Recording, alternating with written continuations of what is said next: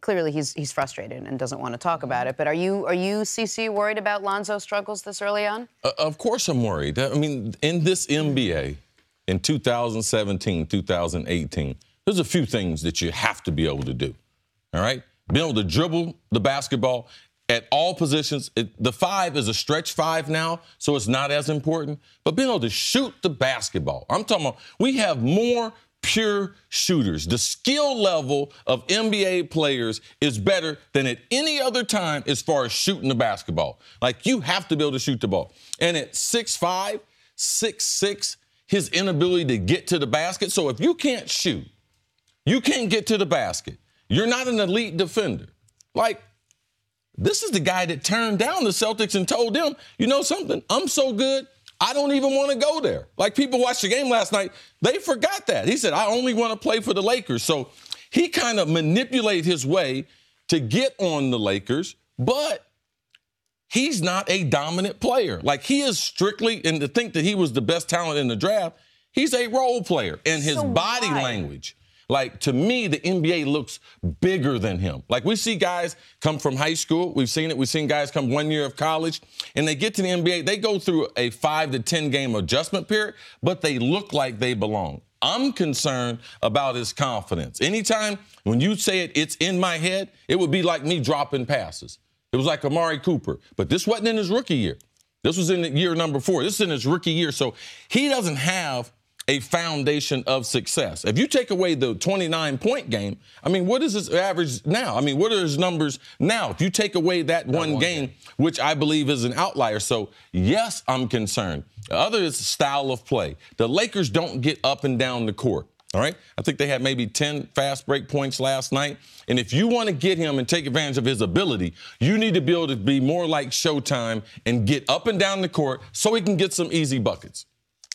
Go ahead, Jenna. No, I was just going to ask you, tell me why he was such a hot prospect. Listen, tell me why they thought he was going to. Yeah. I mean, because coming out of college, they knew the guy was going to be able to distribute the ball at a high level, which he's done. He's got 7 assists a game. He's going to be able to rebound the ball well for his position, which he's done. He's averaging 6 rebounds per game. He's not going to turn the ball over terribly. There's only one guy in the league playing as many minutes as him with a better assist-to-turnover ratio. His problem has been he has been dreadful. The worst player in the NBA at putting the ball in the basket. CC, he is dead last in the NBA in shooting percentage in the paint, and he is second to last in shooting percentage outside of the paint. I appreciated that moment of honesty from Lonzo because he said it's in my head. He knows last year at UCLA, he finished 79% of his shots in the paint. This year, it's 34%. As soon as his three-point stroke comes back just a little bit, and as soon as he starts finishing at the rim, he's got to change his shot, I think. Just a little bit. He's got to change his shot. He doesn't have to change his shot at the rim, though. His shot's not that's not at the rim. He'll How are you be gonna okay. get to the rim? He'll be okay. Listen, I still think Lonzo will be okay. He's got to be better at putting the ball in the basket. Kyrie being a hypnotizing ball handler is nothing new. I can only say this every time we talk about him. I'll look right into the camera. Kyrie Irving is the single greatest ball handler in the history of Western civilization. And Plato could probably get broke off too. Like, he's better at that than anybody. All right? But the 7 of 21, 19 points, 5 assists, like, that is not a great game. If you just judged by the Twitter feed, you would have thought Kyrie Irving was the Kyrie Irving he was at Atlanta, where he was legitimately great. But if the Celtics weren't winning, would this be a different conversation? Is it getting masked that the wins are being accredited all to Kyrie Irving despite his line? But here's the thing. That would make sense to me if Kyrie had come over from a terrible team. And it's like, hey, look, his numbers might be slightly down, but now they're winning. But he came over from a team that went to 3 straight finals, a team that won a championship. Like, maybe I hold Kyrie Irving to a higher standard than other people. You but do. I'm just not. CC, 19 points. Yeah, no, that's 5 true. assists. That's true. On 21 shots. Ain't a great game. You get a little saltier with Kyrie than other people, Okay. all right? Because there's other people don't have strong stat lines. We wouldn't be saying that they have a great game. What we're seeing this year with Kyrie, we're seeing a lot more emphasis put on him because of his decision to leave LeBron. So there's a little shade coming from Nick's way on Kyrie. As far as last night, if you haven't watched Kyrie every night throughout his career, like you think like, wow, what he's doing this year is more phenomenal than anything we've seen before. They even said it last night during the telecast. But the Celtics sometimes have such poor ball movement that they stand around and watch him dribble. So it seems like he's dribbling more, yes, because he wasn't allowed to do that with the Cavs, and you could see that he's trying to utilize his dribbling skills, which are the best that we've ever seen.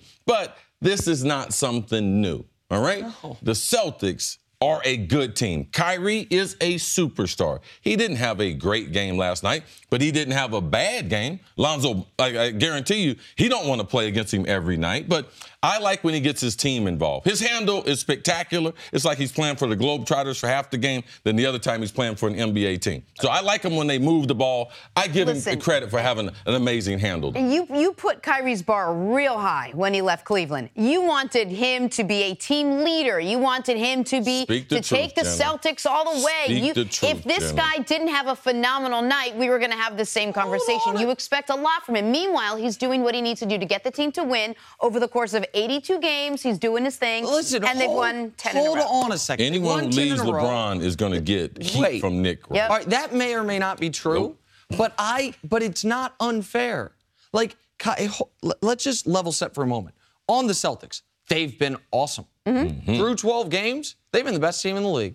Like, I'll give them that credit. Golden State quickly is reminding everyone they've only lost one game in November in the last 3 years. Like, Golden State's going to quickly pass everyone in the regular season. But the Celtics right now, they've won 10 in a row. They've been awesome. They've dealt with Gordon Hayward's injury. Now Al Horford's hurt. Jason Tatum went out last night. They still won the game. So I give Brad Stevens and the Celtics and Jaylen Brown and Kyrie all credit for the team performance. You forgot one name. Who? How can you give the Celtics credit without the name? Which name? Who am I? The guy that put the team together. Oh, Danny Ainge. Oh, there you go. Danny Ainge. Jenna's childhood crush, Danny Ainge. So there you go. Him credit as well. Say no more. We should take a break. But let me just say this about Kyrie before we move on. I'm not holding him to an unfair standard when I say how impressed I've been with Kyrie. Well, I don't know. He's 19th in the league in points per game behind Dennis Schroeder. Well, how impressed have I been with Kyrie? Well, I don't know. He's 20th in the league in assists per game behind Boogie Cousins. How impressed have I been with Kyrie when he leaves LeBron so he can go do his own thing? Well, let's see how his year stacks up. Right now, this year to last year. He's there to grow his game. Grow his game. Okay. Well, his game has grown into fewer points per game, fewer assists per game, a worse shooting percentage, and worse three-point percentage. It's grown in negative direction. Okay, but he didn't. Okay, so yes, he went there to be the guy on the team to take the team to show people he doesn't need a LeBron James to win. He's doing that. LeBron James lost Kyrie Irving, not winning. Kyrie Irving went to another team, winning. I know it's early. But I don't think this is the time to have a conversation. I mean, I don't want to say have a time to conversation, but I don't think numbers is what defines how important Kyrie Irving is to the Boston Celtics right now. Oh, okay. So now Kyrie Irving is just getting this credit for this just ephemeral winning attitude he brings. Got it. Okay. 7 of 21, 19 points on 21 shots, but his aura propelled them to a win against the devastating Laker team. Cavs, I got Celtics, it. There we go. Cavs, I got it. Celtics, Cavs, Danny Ainge, your heart. Yes. Danny Ainge, your heart. What else are we talking Speak about? the truth. Yes. Thanks for watching. Subscribe here to get the latest from the show. Also, be sure to check out more of the best clips from First Things First, or go watch a few segments from our other shows on FS1.